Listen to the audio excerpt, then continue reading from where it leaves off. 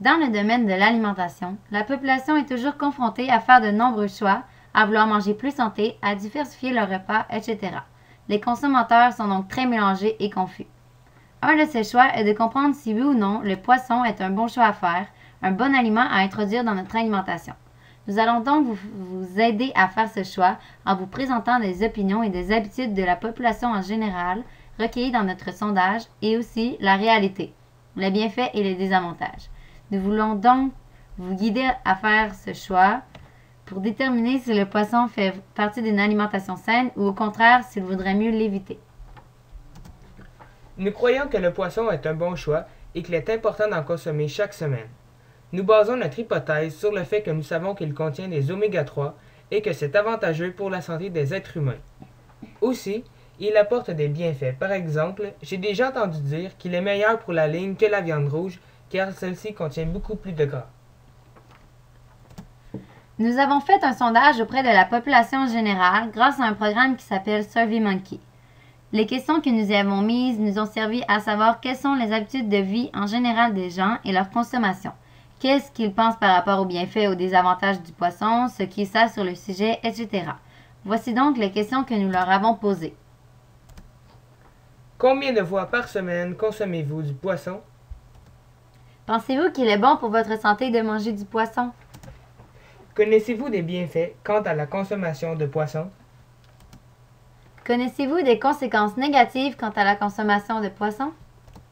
Croyez-vous que le poisson rend intelligent? Si vous aviez le choix, mangeriez-vous de la viande rouge, de la volaille ou du poisson? Vous sentez-vous concerné par le fait que le poisson peut parfois contenir des contaminants tels que le mercure? Pensez-vous que la consommation de certaines espèces de poissons est plus bénéfique pour la santé que d'autres? Selon vous, est-il meilleur pour la ligne de manger du poisson que de la viande rouge? Et pour finir, croyez-vous qu'on devrait sensibiliser davantage la population à augmenter leur consommation de poissons? Comme vous avez pu le remarquer, premièrement, nous avons posé des questions par rapport à la consommation de poissons en général chez la population. Par exemple, la question 1 permet de savoir quelle quantité de poissons les gens consomment, ce qui nous aidera à déterminer s'ils en consomment suffisamment ou excessivement. De plus, avec la question 6, on peut savoir si les gens préfèrent la viande ou le poisson, donc de connaître un peu leur goût. Aussi, dans nos questions, nous avons voulu savoir si les gens s'y connaissent vraiment face aux avantages et aux inconvénients de ce produit, en leur demandant des questions comme la 2, la 3 et la 4. Le poisson rend-il intelligent? C'est une question que les gens se posent souvent. Donc, nous avons voulu savoir s'ils y croyaient vraiment. Grâce aux réponses recueillies dans le sondage, nous avons appris que plus de 50% de la population consomme une seule fois par semaine du poisson. Selon les informations que nous avions trouvées, le guide alimentaire nous recommande d'en manger le double, soit au moins 2 fois par semaine. Nous pouvons donc en conclure que la population n'en consomme pas assez. Et oui, il faudrait donc en manger 2 portions de chacune 75 grammes, donc un total de 150 grammes. La majorité des répondants, 66%, ont affirmé que le poisson était bon pour la santé.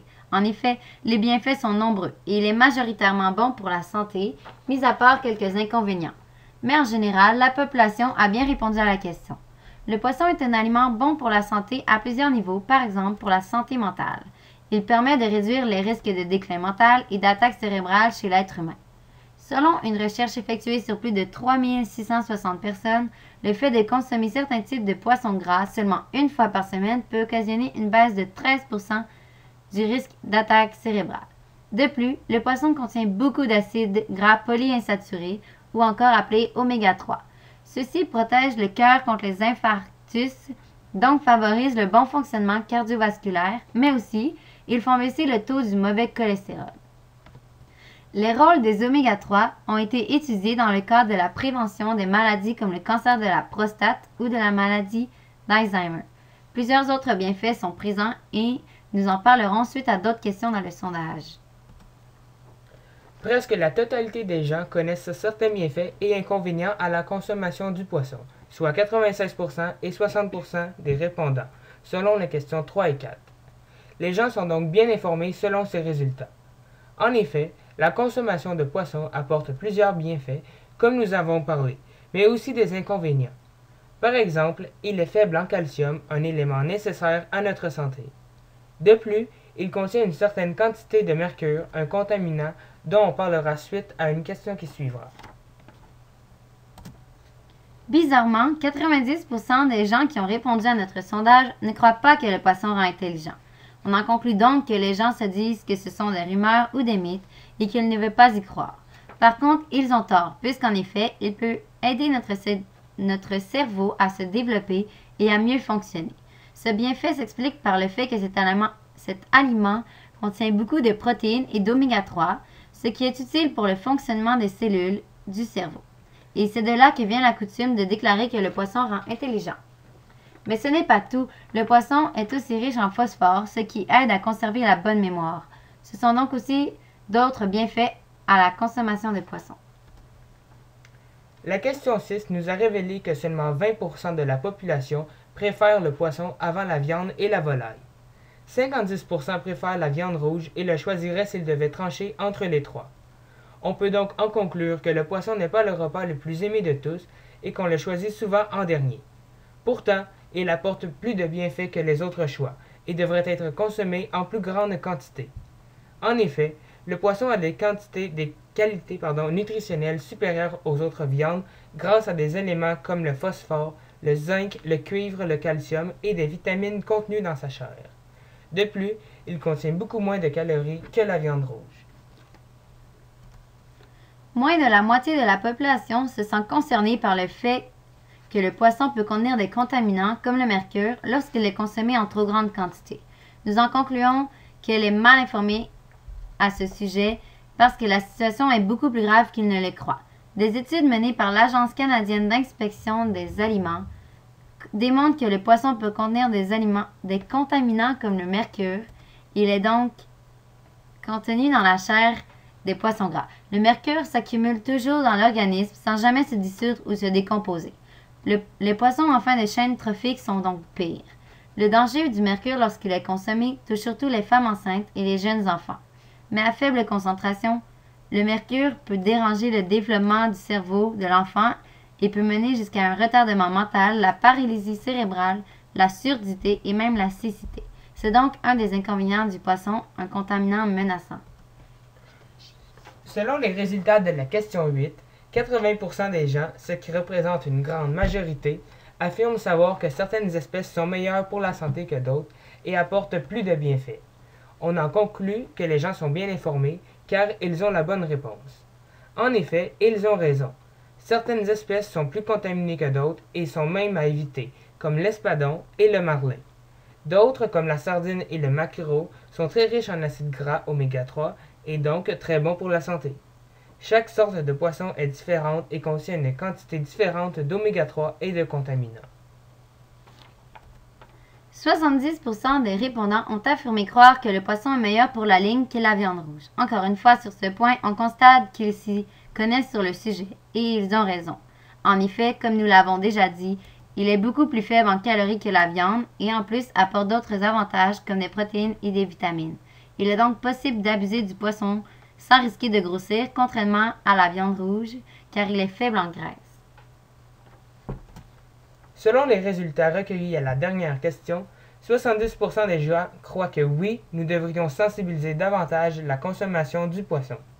Ils ont raison, car, comme nous avons pu le constater précédemment dans notre sondage, les gens en consomment seulement une fois par semaine, alors que le Guide alimentaire canadien nous en conseille le double.